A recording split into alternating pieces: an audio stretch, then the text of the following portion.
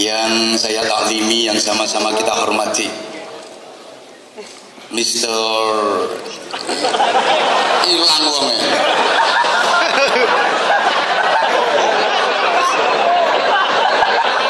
Rasudo.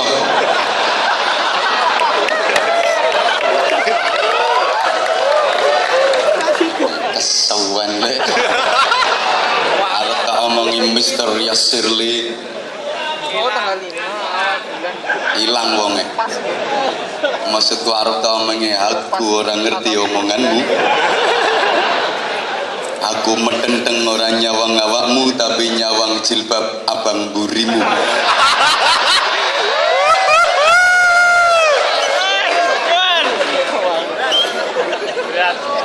Orang-orang tripote rasa anteng. Para pejabat KBRI yang berkenan hadir, yang sangat saya hormati, sahabat-sahabat Banser yang saya cintai, yang saya banggakan, para ikhwan, para akhwat fillah yang saya cintai, yang saya hormati, rahimakumullah.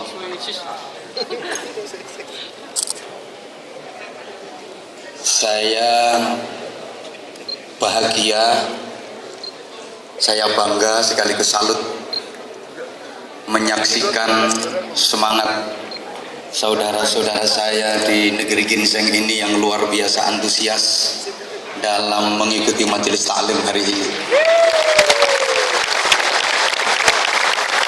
Subhanallah walhamdulillah wala ilaha illallah wallahu akbar. Tapi pertama saya terasa gimana gitu oleh MC Master of Ceremonial tadi. Saya dipanggil Al-Mukarram Kiai Haji. Jujur ketika dipanggil Kiai itu terasa bendol ndak saya. Saya merasa sangat tidak layak dan belum pantas untuk dipanggil Kiai. Karena panggilan Kiai itu untuk orang-orang yang betul-betul paham dan mengetahui berbagai macam disiplin ilmu agama. Sedangkan Anwar Zahid Al-Fakir Al-Dhaif gak iso ngaji. Lagian kata orang-orang yang pantas disebut Kiai itu kalau istrinya 2. Kalau istrinya cuma 1 tuh ya Ustadz gitu aja. Kalau istrinya 2 baru Kiai. Kalau istrinya 3 Syekh. Maksudnya Syekh Puji. Nah itu kan istrinya 3. Wah bojone Syekh cilik. Emang Syekh Puji itu pinter. Kalau pilih istri itu yang masih tembean-tembean itu. Kata orang-orang gitu. Kalau istrinya 4, nah itu kanjeng. Maksudnya kanjeng gosok. Kalau istri lebih dari 4 baru dipanggil eyang. Ya syukur. Iya. Eyang subur. Itu istrinya sampai 8. Dadi kabeh. Embuh, dia itu ikut imam siapa kurang tahu. Istri 8 masih jadi semua. Imam Maliki nggak boleh, Imam Hambali nggak boleh, Imam Hanafi nggak boleh, Imam Syafi'i nggak boleh, Imam Samudra wis mati. Makanya kasihan sampai guru bibine kempong untuk nentek. Kebanyakan istri. Saya pernah ditanya sama orang kenapa yang subur pipinya kempong untuk nentek, tak jawab kakek yang mentil.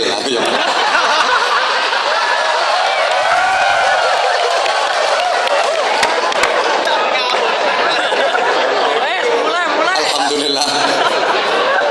Bi'aunillah, biqudratillah, birahmatillah. Saya yang gaib Anwar Zahid bisa bersilaturahim, bermuajahah bersama saudara-saudara saya yang ganteng-ganteng, yang atas cantik-cantik, Masya Allah. Bahagia, bangga. Mudah-mudahan majelis yang kita ikuti hari ini benar-benar menjadi sarana turunnya rahmat Allah untuk kita semua, menjadi sarana turunnya hidayah untuk kita semua, sehingga hidup dan kehidupan kita benar-benar mendapatkan barokah dan ridha Allah Subhanahu wa taala. Hadirin hadirat, ikhwatul iman, jamaah sekalian yang saya cintai, yang saya hormati, rahimakumullah, sebagaimana tema yang tertera dalam rangka milad Musholla Al-Iman Yongcheon. Oh bener boga pokok tulisannya ngono. Pererat ukhuwah Islamiyah, tebarkan dakwah, sukseskan pembangunan Masjid Agung Daegu dan Kulhuwaile kesuwen. Yang pertama, ukhuwah Islamiyah itu sebenarnya hanya merupakan istilah yang berlaku di tengah-tengah masyarakat dan memang diciptakan seperti itu. Ukhuwah itu artinya persaudaraan. Kalau ikhwah artinya saudara. Jadi ukhuwah Islamiyah itu artinya persaudaraan yang diatur oleh syariah Islamiyah. Persaudaraan yang diatur oleh undang-undang agama Islam. Dan memang bagi Allah agama itu ya hanya Islam.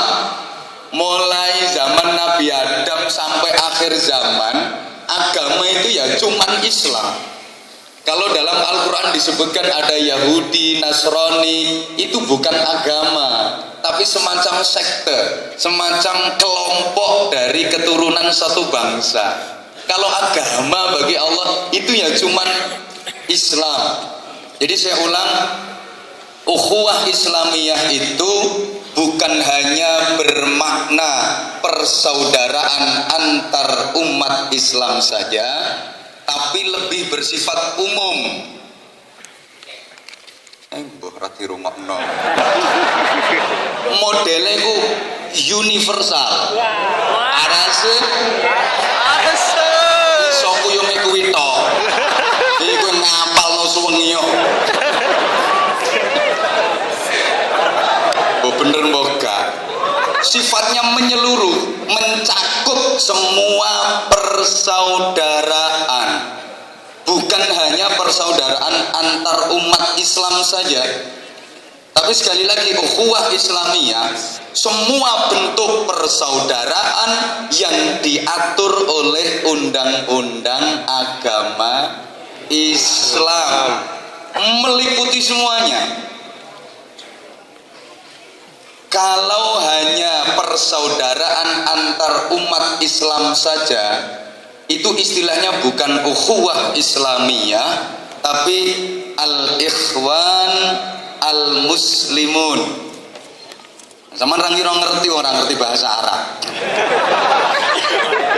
Dan secara otomatis setiap umat Islam itu memang bersaudara.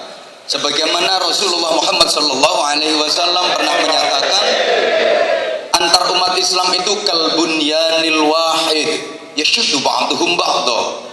Umat Islam itu seperti satu bangunan yang satu dengan yang lain saling menguatkan, saling mengaitkan. Ya kayak bangunan ini. Jadi ada muslim beton, ada muslim semen, ada muslim pasir sing ireng-ireng, ada muslim kayu.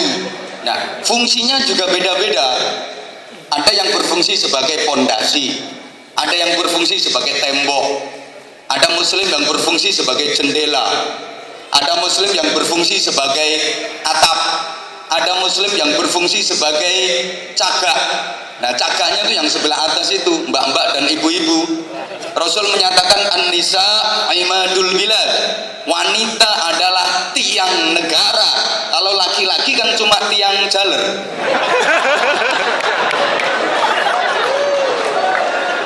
Jadi kalau Islam sudah menyebut dan mengatur ukhuwah Islamiyah, persaudaraan yang diatur oleh undang-undang agama Islam, maka sebenarnya nggak perlu ada istilah ukhuwah-ukhuwah yang lain.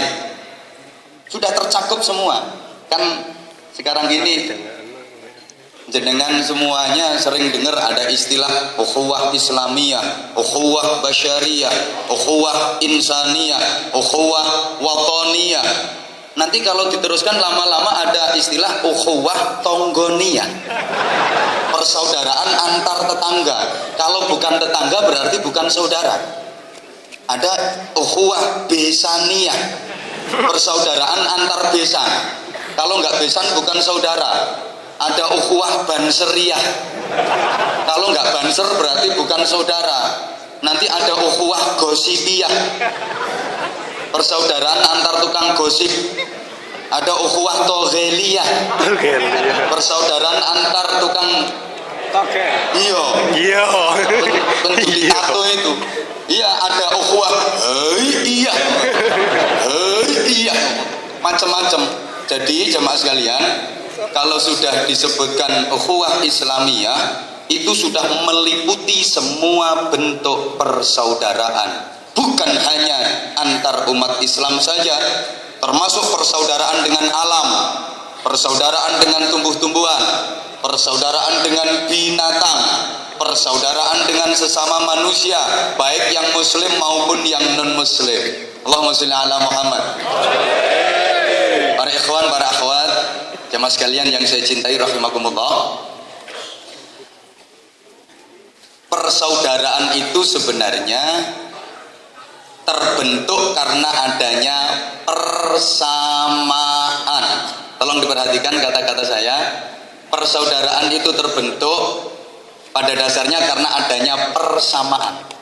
Karena terjadi persamaan, maka terjalinlah persaudaraan. Dan semakin banyak persamaan, maka akan semakin kuat persaudaraan. Arase? Bisa kuwi mek kuwi tok. Iya. Kayak saya dengan Anda semua ini kan banyak persamaan, betul?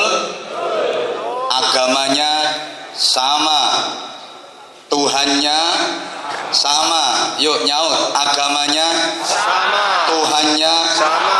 nabinya Sama. kitab sucinya Sama. sholatnya Sama. puasanya makannya minumnya ngisingnya. Kita banyak persamaan, ibadah kita sama, maka kita saudara, persaudaraan kita kuat. Kenapa? Karena kita banyak persamaan. Oleh karena itu tolong, kalau ada sedikit perbedaan, nggak usah dibikin ribut, jangan dibikin geger. Kan lebih banyak persamaannya daripada perbedaannya. Kadang-kadang gara-gara beda rokaat sholat tarawihnya terus ribut. Yang satu harus 8 rokaat, satunya yang benar 20 rokaat. Kata satunya yang benar 8 rokaat, hadisnya ini. Satunya yang benar 20 rokaat, hadisnya ini. Subhanallah. Jangan lihat perbedaannya, jangan lihat hitungan 8 dan 20-nya, tapi lihat sama-sama sholat tarawihnya. Tergantung bagaimana cara kita menyikapinya. Yang 20 rakaat, ketika imamnya 8 rakaat, begitu imam selesai dapat 8 rakaat bubar, tambahi dewe, apa susahnya sih kari nambahi rolas. Demikian pula yang 8 rakaat, ketika bermakmum kepada imam yang tarawihnya 20 rakaat, begitu imam dapat 8, minggato bro, selesai kan persoalannya. Dulu ribut gara-gara beda, satu pakai kunut, satu nggak pakai kunut dalam sholat subuh, ribut nggak karu-karuan. Harus pakai kunut karena itu sunnah apa? Satunya nggak boleh kunut karena itu bid'ah, ribut nggak karu-karuan. Alhamdulillah sekarang udah nggak lagi ribut karena udah sama-sama nggak sholat subuhnya.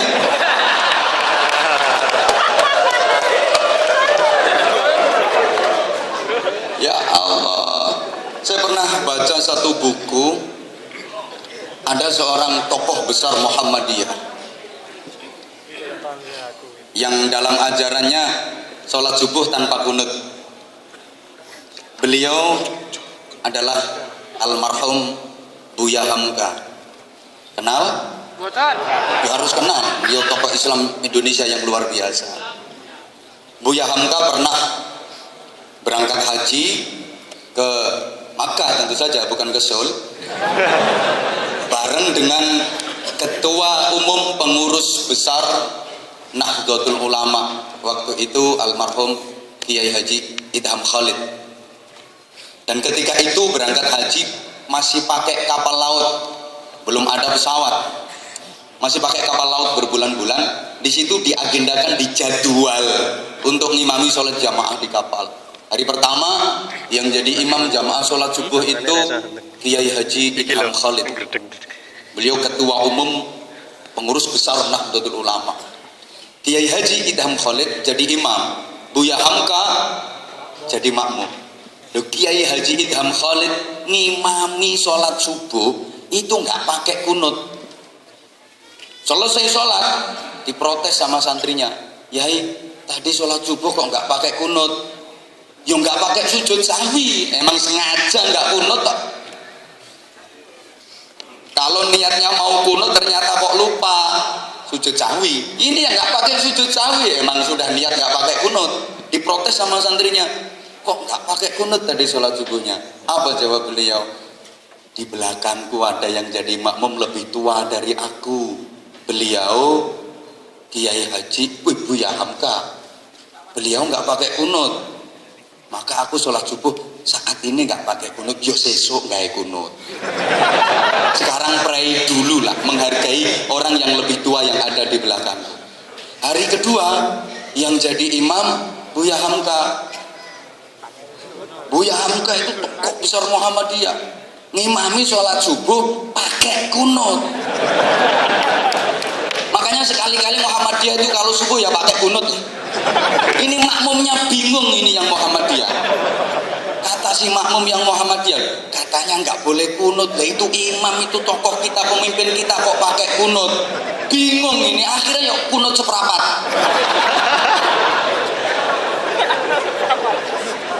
Coba bayangkan betapa beliau-beliau yang ilmunya luar biasa mengesampingkan hal-hal yang sepele kayak gitu. Lah sing ilmune ceketer-ceketer koyo ngene, kroco-kroco koyo ngene iki perkara ngono dienggo debat lho, Bro. Subhanallah, kadang-kadang soal lebaran aja ribet. Satu hari Rebo, satunya Kemis. Yang Rebo merasa yang benar itu Rebo. Ini sekarang sudah lebaran kok masih puasa, itu gimana? Haram. Dari sing Kemis, yang bener ya Kemis. Ini masih puasa kok. Udah apa? Kata yang Rebo, ini udah lebaran kok masih puasa. Haram. Kata yang Kemis, wong ini masih Ramadan kok udah lebaran. Subhanallah, ribet. Akhirnya pemerintah memutuskan Kemis. Aku ditanya sama orang, ini gimana? Saya kalau ikut hari raya Kemis ikut pemerintah gimana? Tak jawab, lah iku riyo negeri aku yang ngono. Kalau saya lebarannya Rebo swasta. Lah enggak ikut pemerintah. Itu masih ada yang nanya, gimana kalau saya lebarannya Rebo tapi sholat idnya ikut Kemis? Nah itu namanya swasta bersubsidi. Subhanallah. Ya karena pemerintah bingung menentukan lebaran. Ya mungkin nunggu kalau aku jadi menteri agama. Tak putusi sing jelas, enggak usah kul huwaile kesuwen ngono enak. Apa bingung? Rebo Kemis, dalilnya ini langsung palune tak tutup. Dok. Keputusan puasa diulang dari awal. Beres. Ayo pekok kabeh yo ben. Ora usah ribut-ributan. Yang kedua, untuk sidang isbat tahun depan biar nggak ribet, yang ikut musyawarah sidang khusus wanita, laki-laki nggak boleh ikut, bikin bingung. Kenapa? Karena yang paling paham dan tahu persis kapan datangnya bulan itu hanya wanita.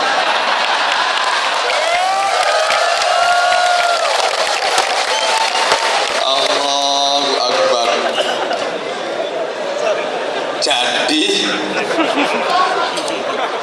jamaah sekalian yang saya cintai, saya hormati rahimakumullah, kalau terjadi persamaan maka terjalin persaudaraan.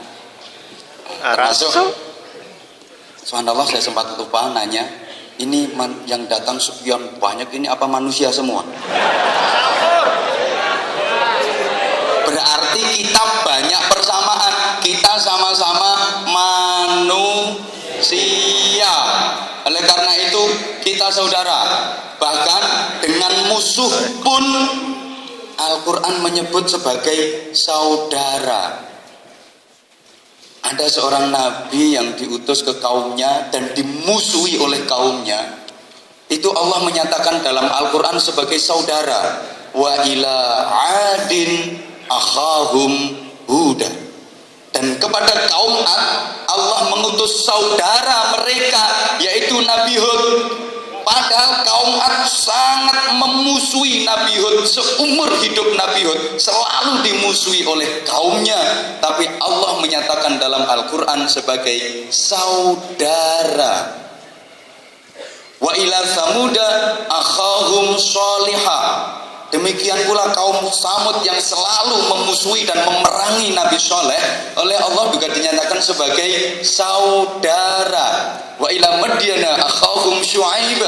Kepada kaum Madian Allah mengutus saudara mereka Syu'aib. Padahal kaum Madian selalu memusuhi Nabi Syu'aib, tapi disebut sebagai akhahum, saudara. Ada satu surat Al-Quran yang sangat ekstrim. Ini dalam beberapa waktu pernah saya sampaikan. Allah memaki seseorang. Bismillahirrahmanirrahim. Tabbat yada abi lahabin wa tabb. Ma aghna anhu maluhu wa ma kasab. Sayasla naran dhata lahbin wa imra'atuhu hammalatal hatab fi jidha hablum min masad. Ini pertama ayatnya tabbat. Itu bentuk makian. Dari sisi uluhiyah sebenarnya yo gimana gitu. Artinya tabbat itu meso. Yo gak iso yo kon nirokno. Pokoke lek sampean yo DANCUK aja diwaca. Gak boleh dibaca. Kira-kira tulisannya seperti itu. Abu Lahab itu pun membacanya dipindu. Watab tidak boleh watab gitu, tapi watab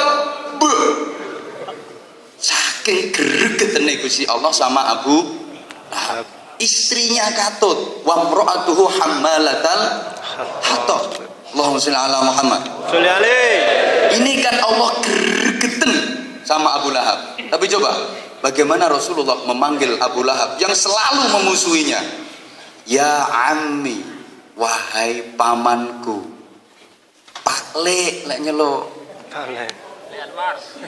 Demikian pula Abu Lahab memanggil Rasulullah tuh ya bena akhi, wahai putra dari saudaraku, ponaanku.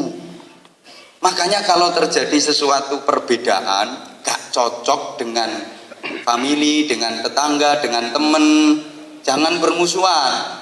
Beda pendapat boleh, beda prinsip boleh, persaudaraan harus terus meskipun gak cocok. Karena kalau memutus persaudaraan dilaknat sama Allah. Yang qutullah qati'a rahimin walau mata jawfal Ka'bah. Nabi menyatakan Allah melaknat orang yang memutus tali persaudaraan meskipun dia matinya di dalam Ka'bah.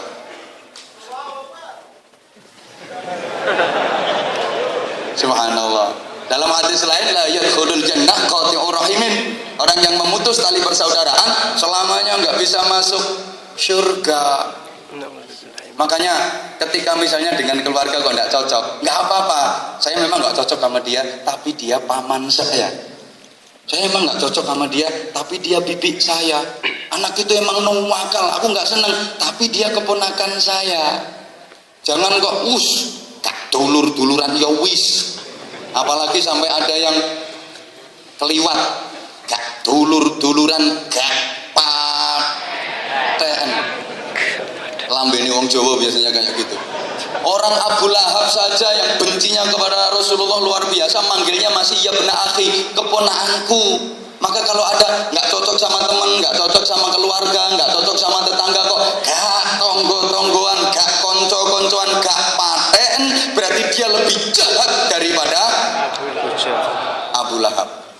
Masya Allah. Maka ketika surat Tabbat itu turun, ada seorang sahabat kalau nggak salah namanya Ibnu Nuaim, itu saking gregetannya sama Abu Lahab, dia mikir Allah saja gregetan sama Abu Lahab, saya juga ikut gregetan. Dia itu setiap saat wiridannya itu tabat. Sak lungguan ini mau tabat bang saya, sambil bawa batu. Setiap tabat ya ada Abillah, ini batu ditongtokno. Niat ngepruk ndase Abu Lahab. Berarti tabat ya ada Abillah. Begitu sampai istrinya Abu Lahab, wamro'atu, ini batunya kerepes-kerepes, diunyet-unyet, gua niat ngerepes apa nih?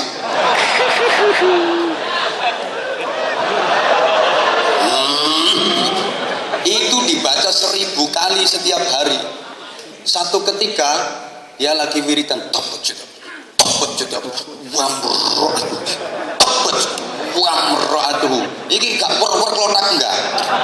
Enggak watu, wamro'atu. Konangan Rasulullah mikir, mahadar rajul. Bahasa Arab itu kalau pakai pertanyaan ma itu ada unsur heran. Apa wong iki? Wiridan gak la ilaha illallah, gak subhanallah, gak Allahu akbar, gak la haula wala quwata illa billah. Wiridan tobat. Akhirnya ditanya sama Nabi, bro, Anda itu kok aneh banget. Geger nggak pakai la ilaha illallah, nggak pakai subhanallah, nggak pakai alhamdulillah, nggak pakai la haula wala quwata illa billah, kok pakai tabat itu apa maksud kamu? Yang jawab, saya itu gregetan sama Abu Lahab, selalu memusuhimu ya Rasulullah. Maka saya pikirkan kayak gini biar semakin celaka itu Abu Lahab. Apa kata Nabi? Atadri man huwa? Tahukah Anda siapa Abu Lahab itu? Wallahi ma adri ya Rasulullah. Demi Allah saya nggak tahu siapa dia ya Rasulullah. Huwa ammi, Abu Lahab mono pakleku. Lah kok mbok pisui? Lah kuwe lo mindoanku ae ora. Lah dia itu pakleku, pamanku, kok kamu pisui? Kamu boleh baca tabat, tapi jangan bertujuan untuk ikut-ikut memisui paklekku. Biar itu urusannya dengan Allah. Apa urusannya dengan kamu? Mulai saat itu sahabat nggak pernah baca surat tabat, kecuali tadarusan. Wes gak berani lagi baca surat tabat. Bahkan salah satu putri dari Abu Lahab yang namanya Zainab itu aslamat wa hajarat ma'an Nabi sallallahu alaihi wasallam, masuk Islam dan berhijrah bersama Nabi ke Madinah. Setelah turun surat Tabat itu, ini putrinya Abu Lahab yang bernama Zainab yang telah masuk Islam dan hijrah bareng Rasulullah ke Madinah, jadi bahan cemoohan, digawe nyek-nyekan wong. Lagi ke pasar, nawar barang kok kemurahan, yo ditabat. Misalnya beli baju, ini harganya berapa? Bilang 2.000. Terus dia nawar 1.500 ya. Tabat ya ada bilah buat penjualnya langsung baca tabat. Lagi lewat ditawarin sama penjual, Mbak Zainab nggak beli barangku? Enggak. Tabat. Di toko juga gitu, beli apa Mbak Zainab? Beli gula, ini gulanya tabat. Subhanallah, dia bersedih. Mau marah kok ayat Quran, mau nggak marah, bapak ditabat-tabat terus. Subhanallah, mau marah itu ayat Quran, mau nggak marah kok bapak. Iya, kalau tabat dibaca di masjid, di musola, no pasar tabat, no toko tabat, no warung tabat, di mana-mana tabat. Kemudian dia menangis, madul kepada misanannya, sepupunya yaitu Rasulullah Muhammad SAW. Ya Rasulullah, ma balu auladil kufar ghairi? Bagaimana dengan anak-anaknya orang kafir selain saya? Kan banyak yang bapaknya kafir, banyak di antara sahabat-sahabat itu yang ibunya kafir, bapaknya kafir. Tapi kenapa yang ditabat kok cuma bapak saya? Yang lain kok gak ditabat? Apa sikap Rasulullah? Oke Zainab, kalau gitu besok sholat zuhur kamu sholat di barisan yang sekiranya aku bisa melihat kamu. Siap. Begitu jamaah sholat zuhur, ya Zainab itu ya berada di barisan depan, pakai pakaian yang mencolok, biar Rasulullah bisa menengeri, meniteni. Selesai sholat jamaah Rasulullah, Zainab terus berdiri. Zainab ta'al, Zainab kemari. Ya Rasulullah. Zainab berdiri di samping Rasulullah. Kemudian Rasulullah bersabda, hadihi bintu ami, ini putrinya pamanku. Rasulullah nggak mengatakan hadihi Zainab binti Abi Lahab, nggak mengatakan ini Zainab putrinya Abu Lahab, tapi hadihi bintu ami, ini putrinya pamanku, ini saudari sepupuku. Fala yakullanna ahadun ilaiha illa khairan. Mulai saat ini siapapun tidak boleh mengatakan kepadanya kecuali perkataan yang baik. Mulai saat itu surat Tabat itu menjadi surat yang paling tidak laku di Madinah. Kesimpulan dari cerita saya ini apa? Betapa Rasulullah sangat mementingkan ikatan tali persaudaraan. Allahumma sholli ala Muhammad. Jadi kata kuncinya persaudaraan timbul karena adanya persamaan. Selama ada persamaan dengan apapun, dengan siapapun berarti saudara. Arase? Kita dengan binatang itu berarti ya saudara. Itu kan ada persamaan. Saya tanya, binatang itu makhluk hidup apa enggak? Nah terus kita, termasuk yang ngomong, makhluk hidup apa enggak? Ya berarti sama dong. Binatang makan kita juga, binatang minum kita juga, kan sama toh. Binatang tidur kita juga, ayo nyauto toh bro, gak semangat. Binatang makan kita juga, kan sama. Binatang minum kita juga, binatang tidur kita juga, kan sama. Binatang rabenan kita juga. Kok rabenan tuh bahasamu? Subhanallah. Maka kita itu punya saudara yang bernama wedhus. Loh, oleh karena itu hubungan dengan binatang pun diatur dalam Islam. Allahumma sholli ala Muhammad. Al-rifqu bil hayawan wajibun. Bersikap lemah lembut, berbuat baik kepada binatang itu hukumnya wajib. Kenapa kok wajib? Karena masih ada hubungan saudara. Loh iya. Jadi kita dengan wedhus itu dulur. Ngono kok ada yang protes. Loh kalau dulur kok disembelih? Loh kan diizinkan oleh Allah. Memang diizinkan oleh Allah, ya disembelih. Tapi karena masih mampu dulur, nek nyembelih gak oleh ngawur. Harus menetapi beberapa ketentuan, beberapa syarat. Wong beleh dulure kok. Pisaunya harus tajam. Terus warihil madbu, binatangnya harus dienakkan, posisinya enak, baru tingok, jangan sampai menyakitkan. Ingat, besok Idul Adha, misalnya sama lagi nonton kamu